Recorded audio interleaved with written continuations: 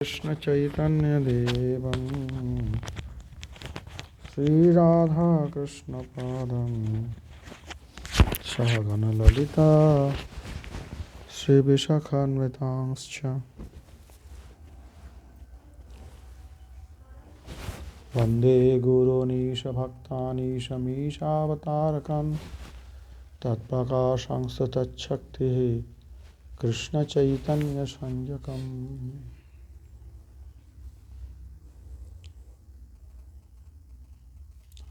आज मोक्षदा एकादशी আমরা এই একচক্রধামে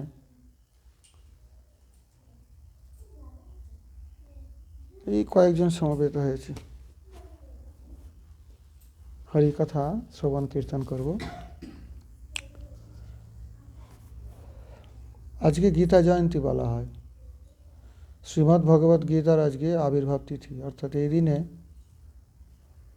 ভগবান শ্রীকৃষ্ণ অর্জুনকে কুরুক্ষেত্রের রণাঙ্গনে গীতা শ্রবণ করিয়েছিলেন। কেউ কেউ বলেন 3 দিন ধরে, আজ কাল পরশু, আজ শুরু হয়েছিল এইরকম বলেন। কিন্তু বর্ণনা যেটা পাওয়া যায় মহাভারতে, তাতে 18 অধ্যায় পাঠ করতে 3 দিন লাগে না। অতএব আজকের দিনেই শুনিয়েছিলেন, এটাই বলা হয়, এটাই যুক্তিসঙ্গত। মোক্ষদা একাদশী দিন গীতা শুনিয়েছেন ভগবান। কুরুক্ষেত্রের যুদ্ধ শুরু হয়েছিল, প্রমাণ আছে, শাস্ত্রগ্রন্থে তার প্রমাণ আছে। গীতা কজন পড়েছেন হাত তুলুন তো দেখি। কেউ পড়েননি? তাহলে 2047-এ তাহলে তাই হয়ে যাক।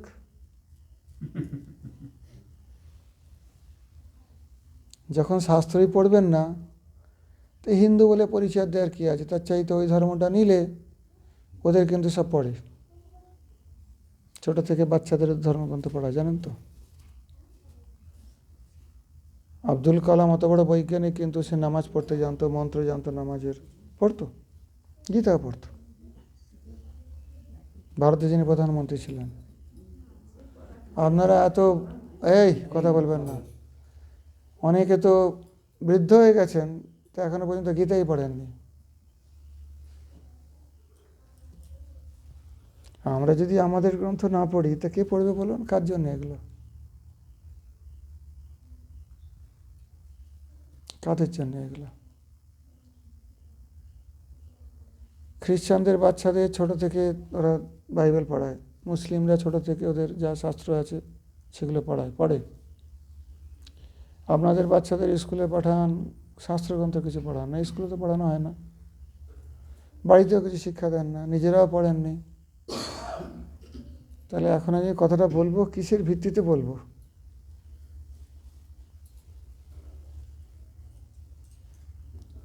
আজকে মোক্ষদা একাদশীর দিনে সকলে সংকল্প করে নেন, কাল থেকে গীতা পড়ব। অনুবাদ আছে তো, এই তো নয় যে বিরাট সংস্কৃতের পণ্ডিত হতে হবে। বাংলা, সরল বাংলায় অনুবাদ আছে গীতার। আপনাদের এই কাছেই তো একচক্রধাম, এই একচক্রধামই এখানে কাছে। কি ওখানে কত গীতা বিক্রি হচ্ছে দেখলেন সব। ইস্কনেরও আছে, গৌড়ীয় মঠেরও, হ্যাঁ ওইখানে পাওয়া যাবে বোধহয়, ওদের মঠে। তো পড়তে হবে তো। একটা শ্লোকও যদি রোজ পড়েন, তাহলে 2 বছরে গীতাটা সম্পূর্ণ হয়ে যায় মোটামুটি। 700 শ্লোক তো। একটা শ্লোক যদি পড়েন রোজ, তার অর্থটা বাংলায়: সর্বোপনিষদ গাবো দগ্ধা গোপালনন্দনা পার্থবৎসঃ সুধীর ভোক্তা দুগ্ধং গীতা মৃতং মহৎ। সমস্ত উপনিষদ, যেটা বেদের চরম তত্ত্ব, ভগবত তত্ত্ব বর্ণন করছেন, সেই উপনিষদগুলো গাভী স্বরূপ বলা হয়েছে। আর দগ্ধা মানে কে দুইছেন গরুটা? গোপাল নন্দন, ভগবান শ্রীকৃষ্ণ। তো গরুতে এমনিতে দুধ দেবে না, তার একটা বাছুর দরকার, বাছুরটাকে লাগালে তবে গরুটা দুধ দেবে।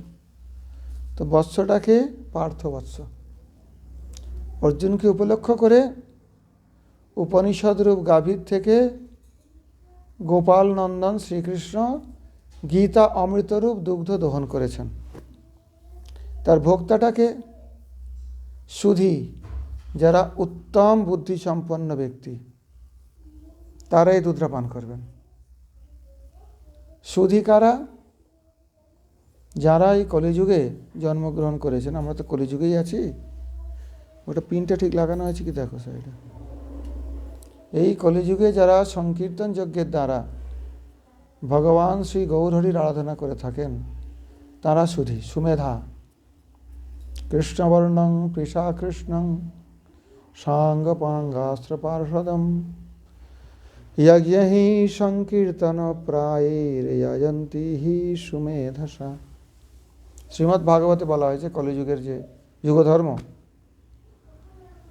একাদশ স্কন্ধে, যে অকৃষ্ণ যিনি,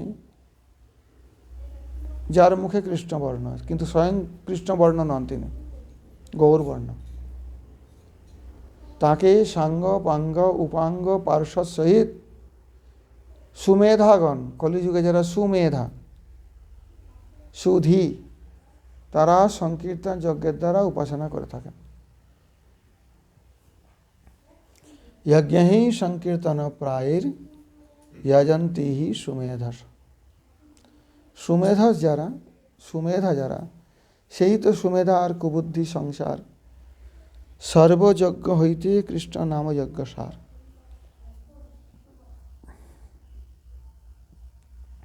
যারা সুধী হবেন তারাই গীতামৃত পান করবেন। আপনারা এখানে হরিকথা শুনতে এসেছেন, আগ্রহ তো সবার আছে, নাহলে এসেছেন কারণ টেলিভিশন দেখলেও সময় কাটানো যেত।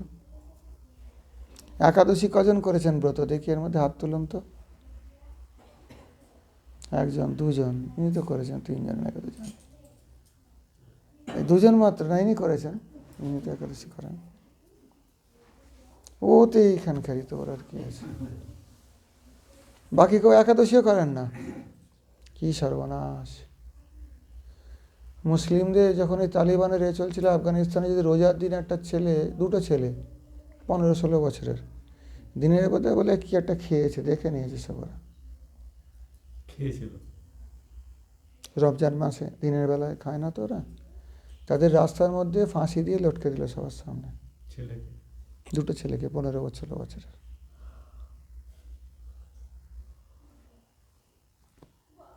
তো তারা বিজয়ী হবে না সংসারে, 56টা দেশ তাদের আছে, আমাদের একটাও দেশ নেই হিন্দুদের, জানেন তো?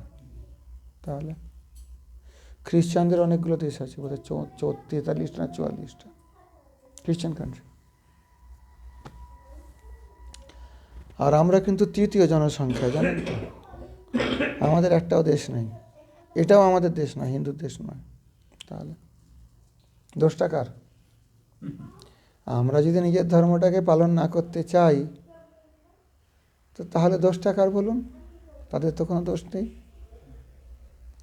আমরা যদি আমাদের ধর্মগ্রন্থগুলো না পড়ি, দোষটা কার? আমাদের না তাদের? আমাদের। শুধু মারামারি করলে তো হবে না, এদের তাড়াও ওদের তাড়াও, হিন্দু রাষ্ট্র করো। নিজেকে তো হিন্দু হতে হবে। হিন্দু না হলে হিন্দু রাষ্ট্র কাকে নিয়ে করবেন? নিজে গীতা পড়ব না, একাদশী ব্রত করব না, হরিনাম কীর্তন করব না, সাক্ষাৎ নিতাইয়ের ধামে আছেন আপনারা, আপনারা তো ভাগ্যবান। একচক্রা ধামের মধ্যে যদি এই অবস্থা হয় তাহলে আমরা কি আশা করব বলুন? একাদশী ব্রত অবশ্যই করতে হবে। নির্জলা না করতে পারেন, আমরা তো নির্জলা করছি না। যেখানে ভগবানের আবির্ভাব হয় সেটাকে ধাম বলা হয়। সাক্ষাৎ নিত্যানন্দ প্রভু তিনি জীব নন, তিনি সাক্ষাৎ বলরাম, তিনি এখানে আবির্ভূত হয়েছেন, অতএব এটা ধাম। ভক্তরা যেখানে আবির্ভূত হয় তাকে বলা হয় শ্রীপাঠ, আর ভগবানের আবির্ভাব স্থানকে বলা হয় শ্রীধাম। তো এখানে নিত্যানন্দ প্রভু আবির্ভূত হয়েছেন, তিনি ভগবান, ভক্ত নন, তিনি সাক্ষাৎ বলরাম, মূল গুরু তত্ত্ব। সেই জন্য এটা শ্রীধাম একচক্রা। তো সেই ধাম তো বিশেষ, কেননা বাইরের জগতে সব রকমই লোক আছেন, কিন্তু শ্রীধামে যারা বাস করেন তারা বিশেষ ভাগ্যবান। ধামে যারা জন্মগ্রহণ করেছেন, ধাম নিবাসী যারা, তারা যদি একটুখানি সাধনা করেন অনেক আগে চলে যেতে পারবে।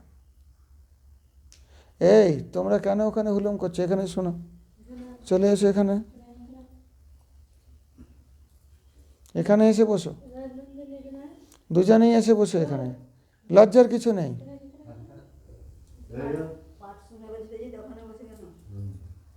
ওখানে হুল্লোড় করছে দুজনে মাঝে, এসে বসে চুপচাপ, আমি কিচ্ছু বলবো না, কোনো বকাবকি করবো না। তো একচক্র ধামে আপনারা সব নিবাস করছেন, মহাভাগ্যশালী। আপনারা যদি একাদশী ব্রত না করেন, গীতা না পড়েন, তাহলে বাইরে যারা আছেন ধামবাসী নয়, তারা কি বলবেন? প্রত্যেকে আজ থেকে সংকল্প নিন কি আমরা গীতা পড়ব। এই কি নাম তোমার? রাজনন্দিনী। নাম তো খুব সুন্দর। গীতা টিতা পড়েছো কখনো? আচ্ছা, বসো এখানে। কোন ক্লাসে পড়ো তুমি? 6-এ পড়ো। আর এইটার নাম কি, ছোটটা? যুবরাজ। আচ্ছা, এখানে তো সুন্দর নাম দিয়ে হচ্ছে রাজনন্দিনী যুবরাজ। তাহলে তোমার বাবা রাজাই হবেন? তোমার বাবার নাম রাজা? রাজার পুত্র হয় যুবরাজ, আর রাজার কন্যাকে বলা হয় রাজনন্দিনী। তো গীতা টিতা পড়োনি কোনোদিন জীবনে? দোষ তোমার নয়, স্কুলে মনে হয় পড়ায় না। কোন স্কুলে পড়ো তোমরা? ইংলিশ মিডিয়ামে পড়ায়? ও, তাহলে তো কিছুটা পড়েছে। তো মহাভারতে তো গীতা আছে, তো মহাভারত গীতা তো মহাভারতে। আচ্ছা, কি ইংলিশ মিডিয়ামে পড়ে নাকি এরা? কোন স্কুলে? বাংলা মিডিয়ামে। তাহলে গীতার শ্লোক বলি, তোমরা আমার সঙ্গে বলো, বলবে? সকলে বলুন। শ্রী ভগবান উবাচ ঊর্ধ্বমূলমধঃ শাখম অশ্বত্থং প্রাহুরవ్যয়ম ছন্দাংসি অস্য পর্ণানি यस्त्वं वेद स वेदवेत् अधश्चोर्ध्वं प्रसृतास्तस्य शाखा गुणा प्रवृद्धा विषया प्रबाला अधश्च मूलानि अनुसन्ततानि कर्मानुबन्धीनि मनुष्यलोके न रूपमास्येह तथोपलभ्यते नान्त न चादिर् न च सम्प्रतिष्ठा अश्वत्थमेनं सुविरूढमूलम् असङ्गशास्त्रेण दृढेन छित्त्वा ततः पदं तत् परिमार्गितव्यं यस्मिन् गता न निवर्तन्ति भूयः तमेव चाद्यं পুরুষং প্রপদে पुरुषं प्रपदे यतः प्रवृत्तिः यतः प्रवृत्तिः प्रसृता पुराणे प्रसिद्धा पुराणे निर्माणमोहा निर्माणमोहा जितसंगदोषा जितसंगदोषा आध्यात्मनीत्या आत्मनीता विनिवृत्तकामः विनिवृत्तकामः द्वन्द्वैर्विमुक्तः द्वन्द्वे विमुक्ता सुखदुःखसंगैर् सुखदुःखसंगे गच्छन्त्यमूढा गच्छन्तमूढा पदमव्ययं तत् पद्मावयन्तः न तद्भाषयति सूर्यो न तद्वशाति सूर्यः न शशाङ्को न पावकः न शशाङ्को प्रापकः यद्गत्वा न निवर्तन्ते गत्वा निवर्तन्ते तद्धाम परमं मम तद्धाम परमं मम ममैवांश जीवलोके ममेवांश जीवलोके जीवभूतः सनातनः जीवभूतः सनातनः मनः षष्ठानीन्द्रियाणि मनः षष्ठानीन्द्रियाणि प्रकृतिस्थानि कर्षति प्रकृतिस्थानि कर्षति शरीरं यदवाप्नोति शरीरं तदवाप्नोति यच्चाप्युत्क्रामतीश्वरः तच्चाप्युत्क्रामतीश्वरः शरीरं यदवाप्नोति शरीरं यदवाप्नोति যচ্চাপ্যুৎক্রামতীশ্বরः तच्चाप्युत्क्रामतीश्वरः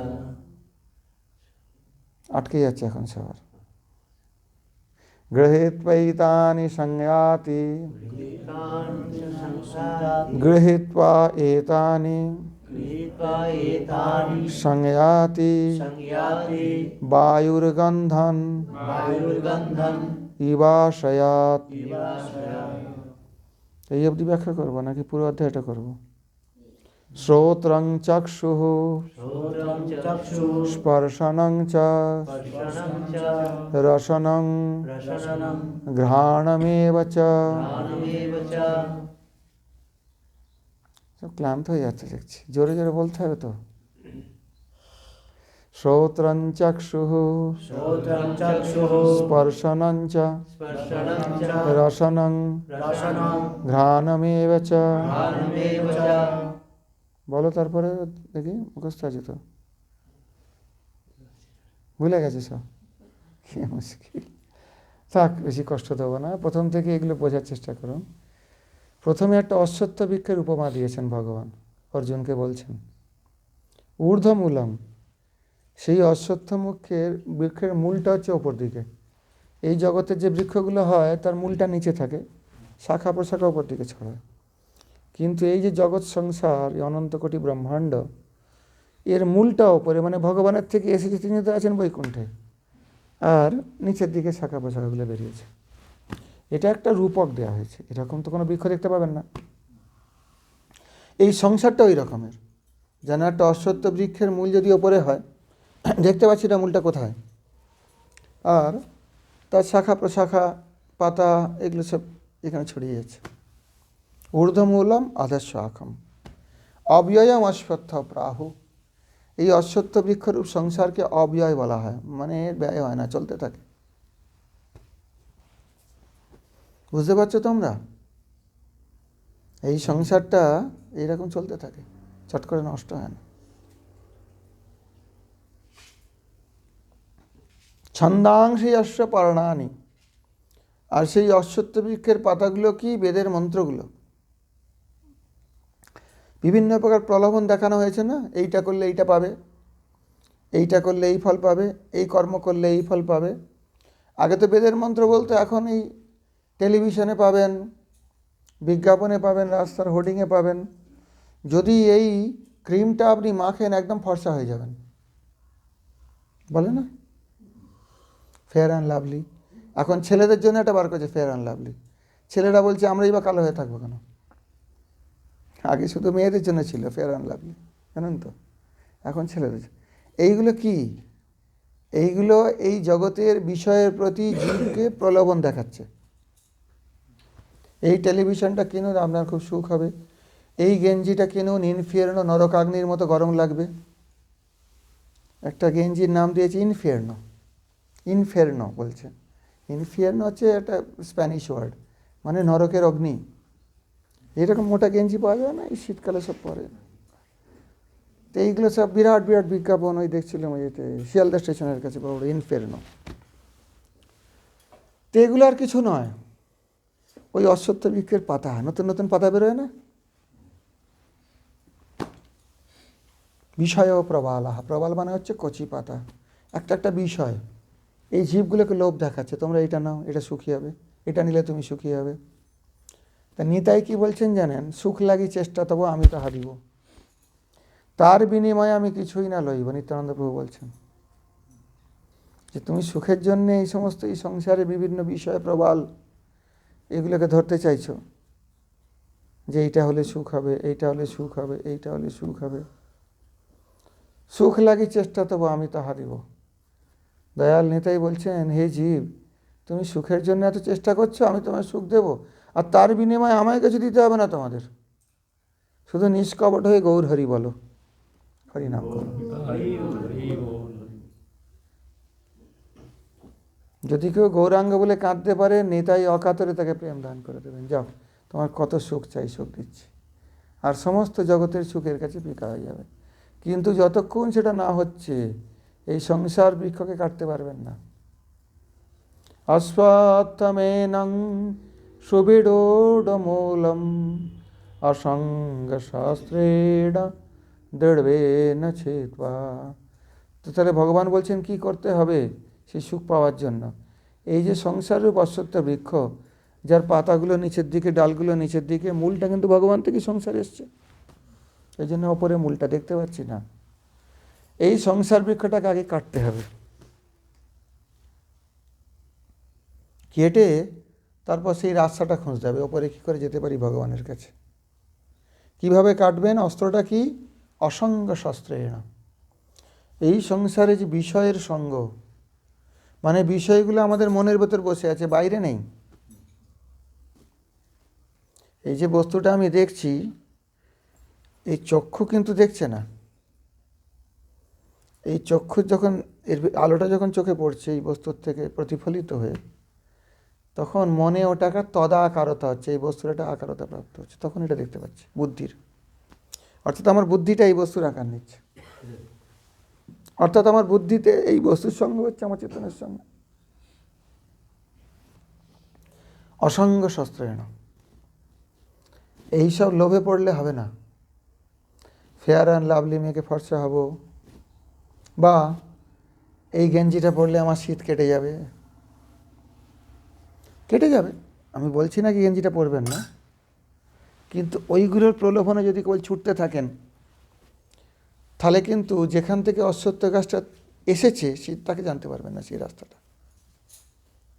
অসঙ্গ শস্ত্রেণ দৃঢ়েন ছিত্বা ততঃ পদং তৎ পরিমার্গিতব্যম। তারপরে সেই ধামের জন্য যে রাস্তাটা সেটা খুঁজতে হবে। কোন ধামের? যেখানে গেলে আর ফিরে আসতে হয় না। ইয়াস্মিন গতান নিবর্তন্তি ভূয়ঃ। কারণ এই সংসারে যে কোনো গ্রহেই আপনি যান না কেন, আব্রহ্ম ভুবনার লোকঃ পুনরাবর্তিনোর জন্য।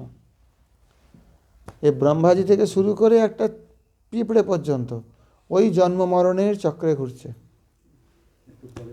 কিন্তু মামোপেতে তু কৌন্তেয়, ভগবান কৃষ্ণ গীতায় বলছেন, আমার কাছে এলে তোমার আর পুনর্জন্ম পেতে হবে না।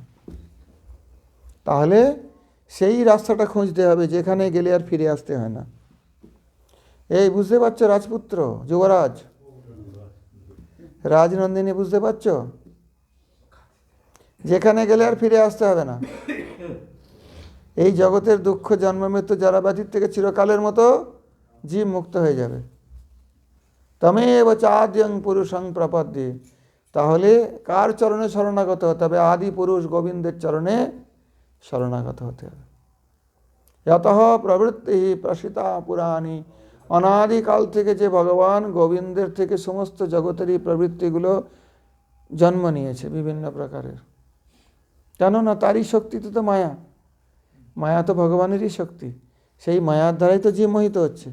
ভগবানের চরণে শরণাগত হলে ভগবান বলছেন সে মায়ার থেকে তরে যাবে, মায়া তাকে কিছু করতে পারবে না। নির্মাণ মোহাজিত সঙ্গ দোষা আধ্যাত্ম নিত্যা বিনিবৃত্ত কামঃ। নির্মাণ মোহা, মান আর মোহ এই দুটো থাকলে হবে না, এই দুটো থাকলে সেখানে যাওয়া যাবে না। না মান না মোহ। মান মানে কে, এই আমি এত বড় একটা ব্যক্তি, আমাকে সম্মান করলো না, আমাকে প্রণাম করলো না, এগুলো থাকলে হবে না। আর মোহ, এই আমার পুত্র আমার বাড়ি ছেড়ে কি করে যাব, ছেড়ে তো যেতেই হবে একদিন। বলুন চিরকাল কী করে থাকতে পারবেন? ছেড়ে আবার কোথায় গিয়ে জন্ম নিতে হবে তার ঠিক নেই। সেখানে গিয়ে আবার ওই অভিমান হবে, আমার পুত্র আমার বাড়ি আমার কন্যা আমার স্ত্রী আমার স্বামী, সেখানেও থাকতে পারবেন না চিরকাল, সেটাও ছেড়ে আবার যেতে হবে। সেই জন্যে মোহ রাখলে হবে না। হ্যাঁ, এই জন্মের জন্যে আমার এই পরিবারের সঙ্গে, এই সংসারের সঙ্গে, এই গ্রামের সঙ্গে একটা সম্বন্ধ আছে, কিন্তু এটা যতদিন এই শরীরটা আছে শরীর সম্বন্ধী, কিন্তু আমি শরীর নই, আমি চেতন আত্মা ভগবানের দাস। এই প্রকারে যদি বিচার থাকে তাহলে এই শরীর আর শরীর সম্বন্ধী এই সমস্তগুলো আছে এদের প্রতি মোহ হবে না। মোহ হচ্ছে এদের ছাড়া থাকতে পারবো না, আরে এদের ছাড়াই থাকতে হবে। একটা জিনিস দেখবেন, সারা জীবনের জন্য কেউ কিন্তু আপনার সঙ্গে নেই, একমাত্র আপনি ছাড়া। ভুল বলছি কি?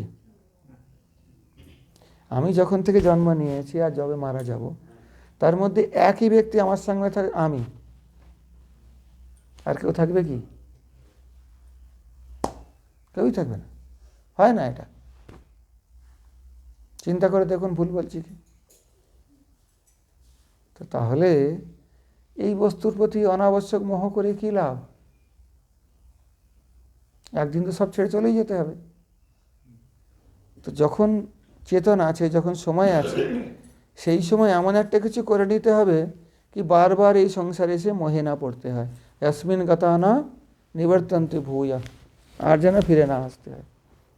তমেব চাদ্যং পুরুষং প্রপাদে যতঃ প্রবৃত্তির নির্মাণ মোহাজিত সঙ্গ দোষা। তা মান আর মোহ থেকে মুক্ত হতে হবে, সমস্ত সঙ্গদেশ থেকে সঙ্গদোষকে জয় করতে হবে। ভেতরের কুসঙ্গ, বাইরের কুসঙ্গ। বাইরের কুসঙ্গ হলো আপনারা জানেন, কোনো খারাপ ছেলের সঙ্গে কি আপনার ছেলেকে আপনি মিশতে দেবেন? মেলামেশা করতে দেবেন না। সঙ্গটা ভালো নয়, তার প্রভাবে এই ছেলেটাও এরকম হয়ে যাবে, স্বাভাবিক। এটা হলো বাইরের বাহ্য কুসঙ্গ, সেখান থেকেও বাঁচতে হবে। আর ভেতরে কিছু কুসঙ্গ আছে, কাম ক্রোধ লোভ মোহ মদ মাৎসর্য, এই কুসঙ্গগুলো থেকেও মুক্ত হতে হবে। নির্মাণ মহাজিত সঙ্গ দোষা, এই সঙ্গ দোষকে জয় করতে হবে। অধ্যাত্ম নিত্যা বিনিবৃত্ত কামঃ, নিত্য অধ্যাত্মের চর্চা করতে হবে। ওই 24 প্রহর 8 প্রহর অষ্টপ্রহর দ্বাদশ প্রহর কীর্তন করছি, আর সারা বছর আর কিছু করি না, তাই তো? সেটা কিন্তু অধ্যাত্ম নিত্যা নয়, অধ্যাত্মই নয় প্রকৃতপক্ষে। যদি বলেন ঠিক আছে নাম তো করছি, 24 ঘন্টা করেছি বছরে একবার, তা বললে হবে না, নিত্য করতে হবে। প্রতিদিন প্রতিদিন অধ্যাত্ম চর্চা করতে হবে, ভগবানের নাম করতে হবে, হরিনাম জপ করতে হবে, গ্রন্থ পাঠ করতে হবে, কীর্তন পারলে কীর্তন করতে হবে। বিনিবৃত্ত কামঃ, আর সংসারের এই বস্তুর বিভিন্ন কামনার পেছনে ছোটা। আজকে একটা গাড়ি আছে, কালকে আর একটা চাই, একটা বাড়ি আছে আরও 2টো বাড়ি বানাই, ইত্যাদি ইত্যাদি প্রকারের যে অতৃপ্ত বাসনা, সেগুলো থেকে বিনিবৃত্ত হলে তারপরে কি হবে? দ্বন্দ্বের বিমুক্তা। সুখ দুঃখ মান অপমান শীত গ্রীষ্ম এগুলো দ্বন্দ্ব, এগুলো থাকে না। কেউ আমাকে যে সম্মান দিয়েছে, কেউ হয়তো অপমান করেছে। আজকে হয়তো আমার কিছু ব্যাপারে সুখ হয়েছে, কিছুতে দুঃখ হয়েছে, এতে বিচলিত হলে হবে না, এই দ্বন্দ্ব থেকে মুক্ত হতে হবে। সুখ দুঃখ সঙ্গে গচ্ছন্তি অমূঢ়াহা। এই প্রকারের ব্যক্তি, এখন কেউ বলতে পারেন এরকম তো লোক দেখা যায় যাদের বুদ্ধি টুদ্ধি নেই, তারা ওই রকমই বোকার মতো পড়ে থাকে, সুখ বোঝে না, দুঃখ বোঝে না। বলছেন তাহলে হবে না, অমূঢ়াহা। বুদ্ধিমান ব্যক্তি সব জানেন কিন্তু এইগুলোর দ্বারা প্রভাবিত নন, তিনি গচ্ছন্তি, তিনি সেই পরম পদ ভগবান শ্রীকৃষ্ণের ধামে যেতে পারবেন। ন তদ্ভাসয়তি সূর্য, সে ধামেতে সূর্যের প্রয়োজন হয় না, সেখানে সূর্য আলোকিত করে না। ন তদ্ভাসয়তি সূর্য ন শশাঙ্ক ন পাবক, সেখানে সূর্য চন্দ্র অগ্নির দ্বারা আলোকিত হয় না, সে ধাম স্বয়ং প্রকাশ, স্বয়ংই প্রকাশিত হন। যদ্গত্বা ন নিবর্তন্তে, যেখানে গেলে আর ফিরে আসতে হয় না, সেটা হচ্ছে আমার নিত্যধাম। তদ্ধাম পরমং মম, এটাও ভগবানেরই সৃষ্টি, কিন্তু এখানে বারবার আমাদের জন্ম মরণের চক্রে ঘুরতে হচ্ছে। এক জন্ম থেকে আরেক জন্ম, সেখান থেকে আরেক জন্ম, সেখান থেকে কোথায় যাচ্ছি তার ঠিক নেই। এই জন্মে এসে কতগুলো আত্মীয় স্বজন পরিবার পুত্র নিয়ে মোহ করছি, আবার পরের জন্মে গিয়ে আবার মোহ করছি, আবার সেখান থেকে আরেক জায়গায় গিয়ে আবার, এই তো চলছে। এটাও ভগবানের সৃষ্টি, এটা ভগবানের সৃষ্টি না তা নয়, কিন্তু এটা নিত্য নয়। এখানে এই জগতের সঙ্গে আমাদের সম্বন্ধটা নিত্য নয়। আজকে যে পুত্র, কাল সেই হয়তো পিতা হলো, এই পিতার হয়তো নিত্য সম্বন্ধ নেই। কিন্তু ভগবানের যে ধাম, সেই বৈকুণ্ঠে যেতে পারলে সেখানে নিত্য সম্বন্ধ। তার ধামও পরমং মম, ওখান থেকে ওকে ফিরেও আসতে হয় না, আর এই জন্ম মরণের মৃত্যুর চক্রে ঘুরতে হয় না। নিত্য আনন্দময় স্বরূপ, আনন্দের জন্য এখানে ওখানে ছুটতে হয় না, স্বয়ং আনন্দ স্বরূপ। তাই বলুন কারা কারা যেতে চান সেখানে, আর কারা কারা এখানে থাকতে চান? এখানে থাকতে চাইলে গীতা টিতা পড়বেন না, যা পাবেন খাবেন, যা ইচ্ছা করবেন, হরিনাম টরিনাম করবেন না। আর যদি সেখানে যেতে চান, ভগবান যে ধামের কথা বলছেন গীতায়, কোনো হিন্দু যদি কোর্টে সাক্ষী দিতে যান আদালতে, তাকে গীতা স্পর্শ করিয়ে, জানেন তো, প্রতিজ্ঞা করানো হয়, যাহা বলিব সত্য বলিব, সত্য বিনা মিথ্যা বলিব না। তার মানে হিন্দুদের মুখ্য গ্রন্থ কিন্তু গীতা মানা হয়, গীতা স্পর্শ করে বলতে। মুসলিম হলে সে কোরআন শরীফ স্পর্শ করবে, খ্রিস্টান হলে তো বাইবেল, তাদের যে ধর্মগ্রন্থ, সেটা স্পর্শ করে শপথ করতে হয়। আর ইদানিং আমেরিকার একজন কে যেন গীতা স্পর্শ করে শপথ করেছিল, কি একটা মন্ত্রী হয়েছে গীতা স্পর্শ করে। এই যে ট্রাম্প শপথ নিচ্ছে, এক হাতে বাইবেল স্পর্শ করে, বাঁ হাতে বাইবেলটা ছয়, ডান হাতটা উপর দিকে তোলে ভগবানের দিকে, উল্টো। বাঁ হাতে বাইবেলটা স্পর্শ করে, ডান হাতে আমি ভগবানের নামে শপথ করছি কি আমি সকলকে, ওই কতগুলো শপথ থাকে না। একজনকে গীতা স্পর্শ করে শপথ নিয়েছিল কিছুদিন আগে, মেয়র টেয়ার এরকম একটা কিছু পোস্টার হবে, প্রেসিডেন্ট না, না একটা ভাইস প্রেসিডেন্ট হয়েছিল এর আগেরটা বোধ হয়, হ্যাঁ সে হিন্দু ছিল, তুলসী গ্যাবার্ড আমার মনে পড়ছে। হ্যাঁ, তার মা ইসকনের শিষ্য ছিল, সে ইসকনের শিষ্য নয় কিন্তু সনাতন ধর্মকেই পালন করে, নামটা রেখে তুলসী গ্যাবার্ড তো টাইটেল। হ্যাঁ, সে গীতা স্পর্শ করে, হ্যাঁ আছে, এখন আছে, সে গীতা স্পর্শ করে ওখানে শপথ নিয়েছিল। তো ঠিক আছে, তার ধর্ম যেটা, সেই ধর্মগ্রন্থে সে স্পর্শ করবে, তাতে তো কোনো দোষ নেই। কিন্তু গীতাই পড়বো না আর কোর্টে গিয়ে গীতা স্পর্শ করে শপথ করবে, এটা কীরকম ব্যাপার? পড়তে হবে তো, আমাদের কি আছে সেটা জানতে হবে তো, ঘরে কি আছে না জানলে হবে? আরে নাকি বলেন যে সবাই আমাদের হিন্দু ধর্মে আছে, গীতাটা পড়া চলবে না, ওই লাল রং দিয়ে বেঁধে ওকে পুজো করতে হয়, পড়া চলবে না, তাই নাকি বলে। পূজা করতে হবে, সম্মান করতে হবে, সেটা ঠিক আছে, কিন্তু পূজা করে রেখে দেবো পড়বো না, সেটা কী লাভ হলো? একজন পেন্সিল কিনতো, আমি শুনেছি, সে পেন্সিলে লিখতো না, খরচা হয়ে যাবে পেন্সিলটা। তাহলে পেন্সিলটা কেনা কী জন্য? এই রাজনন্দিনী, যদি লিখবই না তাতে খরচা হয়ে যাবে বলে, তাহলে পেন্সিল কেনার কি দরকার? লেখার জন্যেই তো। তো গীতা শুধু বেঁধে রেখে পূজা করলে হবে? সে গীতা পাঠ করতে হবে প্রতিদিন, একটা শ্লোক দুটো শ্লোক নিয়ম করে পাঠ করুন। বাংলায় আছে, সরল অনুবাদ আছে, কোনো অসুবিধা নেই। আর ভগবানের নাম করতে হবে। এই সংসারের ওই গীতার কথা বলছি আর কি, অনাবশ্যক মোহ মাহা থেকে নিজেকে দূরে রাখতে হবে।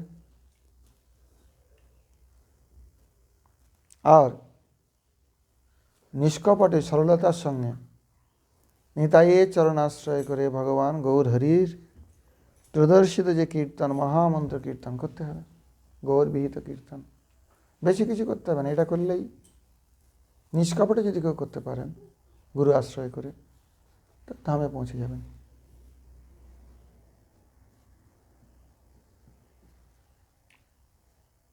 গৌর বিহিত কীর্তন, ওই ছড়া কীর্তন করলে হবে না। আমার গুরুদেব এই ছড়াটা বানিয়েছে, এইটা কীর্তন করব, ওর গুরুদেব একটা ছড়া বানিয়েছে, সে কীর্তন করবে। এই তোমাদের স্কুলে সিলেবাস থাকে না? থাকে তো। তো তুমি বলো আমি সিলেবাস পড়বো না, আমি আমার ইচ্ছা মতো পড়বো, অন্য বই পড়বো, পরীক্ষায় পাস করতে পারবে? তাহলে ভগবান যে সিলেবাস বানিয়ে দিয়েছেন, কলিসন্তরণ উপনিষদে যে মন্ত্রটাকে কলিযুগের সমস্ত জীবের পক্ষে পরম উপাদেয় এবং এই মন্ত্র জপ করলেই কলিযুগে জীব উদ্ধার পাবে বলে দিয়েছেন, সেটা না করে যেরকম এই বাচ্চারা যদি সিলেবাস না পড়ে এদিক ওদিকের বই পড়ে, বই পড়ছে, সময় নষ্ট করছে, সময় দিচ্ছে, তাতে পাস করতে পারবে? পরীক্ষায় পাস করতে পারবে? তো এখন ভগবানের গৌরের যে বিহিত কীর্তন, যে শাস্ত্রীয় যে মন্ত্র, সেটা না করে যদি কেউ মনে করে এই আমার গুরুদেব বলেছে এই কীর্তন করে এইটা, তাহলে তো ওই সময় না, সময়টা খরচা হবে, কিন্তু ভগবানের পরীক্ষায় পাস করতে পারবে না। কি হলো, কি বলছেন? ছড়া কীর্তন করবেন? এখানে ছড়া কীর্তন করে কিছু কিছু দেখছিলাম, তাদের এখানে মন্দির আছে। আরও কারা করে জানি না, ছড়া কীর্তন করে তারা। মহামন্ত্র কীর্তন করবো না, আমার গুরু বলে গেছে এইটা কীর্তন করতে। গুরু কোত্থেকে পেয়েছে কীর্তনটা?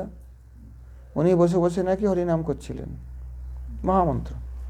তুই কতগুলি রাখাল গরু চড়াতো, তো এখনও চড়ায়, তখন আরও চড়াতো, আরও বেশি গরু ছিল তখন বাড়িতে। তারা বলেছে এখন এই কীর্তন হবে না, এখন এই করতে হবে ছড়া, তাই তো? সেইটা শুনে তিনি মনে করলেন নিতাই আমার এটা বলে গেল। আরে ওরম গোয়াল পাল্লা কত কিছু রাখালরা বলবে, তাদের কথা শুনে আমি গুরুর কথা ছেড়ে দিয়ে তার কীর্তন করব? তিনি চালু করে দিলেন এখন থেকে মহামন্ত্র কীর্তন হবে না, এই ছড়া কীর্তন হবে। তার বানানো ছড়া ওটা, বলছেন রাখালরা বানিয়েছিল ছড়াটা। বলুন, কালকে একটা রাখাল ছেলে আপনাকে বলে গেল এই বাড়িটা আগুন লাগিয়ে দিতে হবে, এখন লাগিয়ে দেবেন? লাগিয়ে দেবেন তার কথা শুনে? তো তাহলে তো বোকামি ছাড়া কি? আমি তো বলছি না লাগাবেন না। একটা রাখাল ছেলে, আপনি হয়তো বাড়িটা ধরুন রং করছেন, দরজাটা, হ্যাঁ এসব বাড়ি টাড়ি থেকে যেন আগুন লাগিয়ে দাও, আপনি মনে করবেন কি নিতাই বলে গেছে যে এখন আগুন লাগিয়ে দাও, বাড়িতে আগুন লাগিয়ে দিই? তো তার গুরুদেব তাকে ভজন দিয়েছেন, মহামন্ত্র দিয়েছেন, তিনি মনে করলেন এই বলে গেছে, দেখো নিতাই বলে গেছে, চলে সব বন্ধ করে দাও, এই কি ছড়া কীর্তন চলবে? কথাটা তো সেরকমই দাঁড়ালো না। আপনি কষ্ট করে বাড়িটা করেছেন, খরচাপাতি করে থাকবেন বলে, আগুন লাগাবার জন্য করেছেন? তো তাদের গুরুদেব তাকে মন্ত্র দিয়েছেন, আশ্রম করেছেন, তিনি শিষ্য করেছেন ভগবত ধাম যাওয়ার জন্য, ওই ছড়া কীর্তন করে মূল মন্ত্রটাকে নষ্ট করার জন্যে? মূল মন্ত্র তো নষ্ট হবে না, কিন্তু সেই মন্ত্র করলে যে ফলটা পাবে সেটা তো আর পাবে না তারা। তো ব্যাপারটা তো তাই হলো। এত চেষ্টা করে একটা বাড়ি ঘর বানিয়ে যদি কেউ বোকার মতো আগুন লাগিয়ে দেয়, ওদের কথা শুনে, রাখাল ছেলের কথা শুনে, ওইসব কীর্তন করবেন না, মহামন্ত্র কীর্তন করবেন সবাই। মহামন্ত্র পঞ্চতত্ত্ব কীর্তন করবেন। আর আমাদের পূর্ব আচার্যদের যেগুলো প্রামাণিক কীর্তন আছে সেগুলো করতে পারেন। আর যদি অন্য কোনো কীর্তন না করেন, পঞ্চতত্ত্ব মহামন্ত্র কীর্তন করবেন, জপ করবেন, প্রসাদ ভোজি হতে হবে।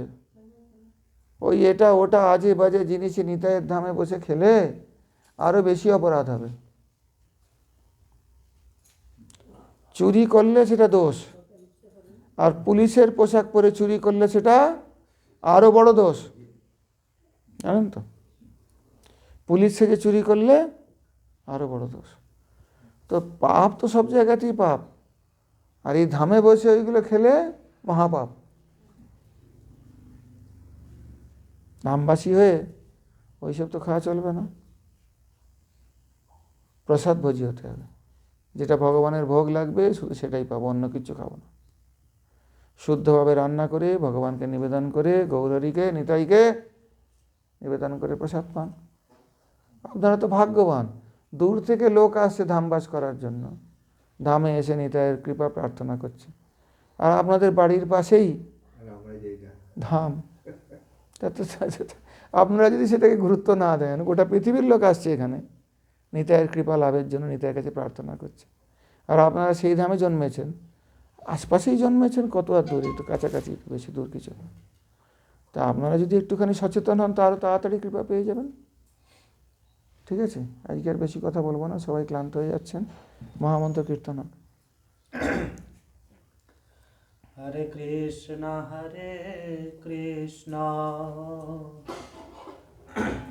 কৃষ্ণ